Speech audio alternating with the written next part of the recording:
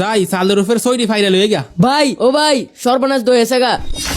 ভাই ভাই তো পুলিশ আইতাছে। বাড়িতে আবারও পুলিশ হইতাছে। হ ভাই ভাই আমি অনেক কি করবো আমার ভয় লাগতেছে। আয় আয়, এদিকে আয়, এটা আমার ভিতরে ঢুক। আচ্ছা ভাই ঠিক আছে। এটার ভিতরে চুপ করে বয়ে থাক। ভাই এটার তো মনে জায়গা হইতো না। আচ্ছা তাই সালের উপর ওঠ, ওইখানে যাই লুকিয়ে বয়ে থাক। আচ্ছা ভাই ঠিক আছে আমি সালের উপরে বয়ে থাকতেছি। দেখি সাবধানে সাবধানে। হাবিব কি বাসায় আছে? স্যার আমার ভাই তো বাড়িতে নাই। শোনেন, চালাকি করার বেশি চেষ্টা করবেন না, তাহলে অনেক বিপদ হবে।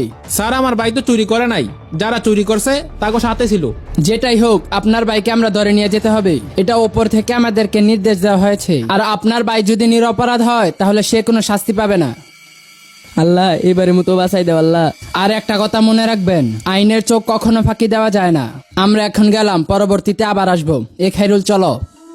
কি অবস্থা বলেন ভাই? আপনার ছোট ভাই নাকি চুরি করছে? ভাইটা আসেনি?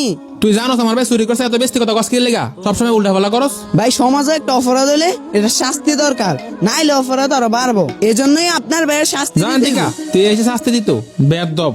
কি একটা অবস্থা, বাড়িতে তো পুলিশ আই, ওই সমাজের মানুষ পাগল হয়েছে আমার বাইরে শাস্তি দেওয়ার লেগা। কি ভাই এখানে মন খারাপ করে বসে রয়েছেন কেন?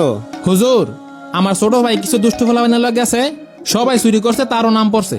এখন পুলিশও খুঁজতেছে তারে, মহলার মানুষও খুঁজতেছে শাস্তি দেওয়ার লেগা। আসলে ভাই সমাজের মানুষগুলাই এরকম, সবাই সবার সাথে হিংসা করে। কিন্তু এমন একজন আছে যে অপরাধীকে শাস্তি দেওয়ার জন্য খোঁজে না, অপরাধীকে মাফ করে দেওয়ার জন্য খোঁজে। মানে এরকমও কেউ আছে নাকি?